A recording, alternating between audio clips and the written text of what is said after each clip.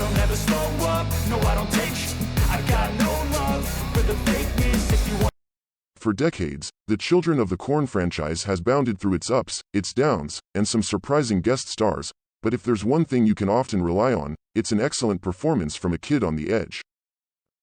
The latest remake, stranded in limbo for the past couple years after filming in Australia in 2020 during the early days of the COVID-19 pandemic, delivers on that promise with a wink and a sunflower ring. The 14-year-old Canadian actress Kate Moyer is a delight as she gleefully mows down every adult in sight. Unfortunately, she and co-star Elena Kampouris, My Big Fat Greek Wedding 2, are two of the few sweet kernels in a strained franchise extension that's otherwise kind of moldy. The first Children of the Corn adaptation, which debuted in 1984, introduced viewers to the small corn farming town of Gatlin, Nebraska, where a bunch of kids had recently decided to murder all of their elders. Since then, Stephen King's short story has stretched into an 11-film franchise with such illustrious guest stars as Naomi Watts, Eva Mendes, and David Carradine. Don't remember them? You should have stuck around for installments 4 and 5. This new film does not connect to any of that prior lore. Instead, we get a convoluted origin story for our new problem child, whose vengeance is somehow even sillier than all of those who came before her. RLJE Films.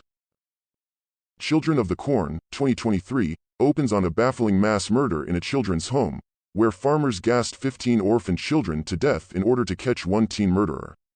Why? We never find out. 4 days after the massacre, the 12-year-old Eden, who escaped the killing and ran into the corn, emerges from the rows visibly changed.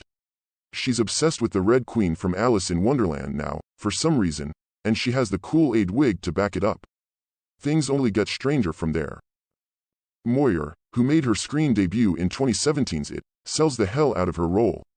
Her sighs telegraph a specific kind of tween exasperation, and she's got performative boredom on lock.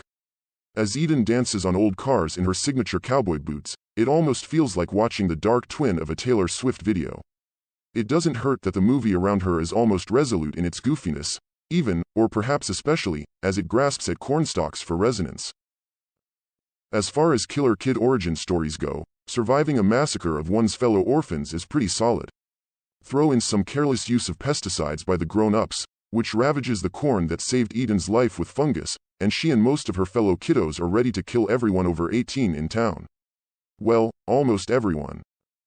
While the original screen adaptation of Stephen King's short story wisely does not show us what it looked like when its child antagonists killed all the adults in town, this one goes all in on the idea. And then there's the film's gesture at a message. As we learn early on, the adults have carelessly killed their crops with chemicals with no concerns about the consequences. One might think we're in for some thin but prescient climate commentary, but nope. Instead, we get an exquisitely bizarre scene in which Eden has her child henchmen paint the rotting corn roots with blood. Extracurriculars are important. Laying witness to all this is the horrified Bolin Williams, who quickly becomes the one girl left in town who hasn't fallen behind Eden and our supernatural villain, he who walks behind the rows. In this adaptation, the often unseen supernatural force is actually an embodied monster made of cornstalks. Actress Elena Kampouris makes Bolin's panic palpable with a tearful resignation that almost makes the proceedings feel believable. Moyer, meanwhile, keeps things campier. Sometimes, this contrast produces a gratifying tension. In other moments, like the film's bonkers final act, they begin to clash.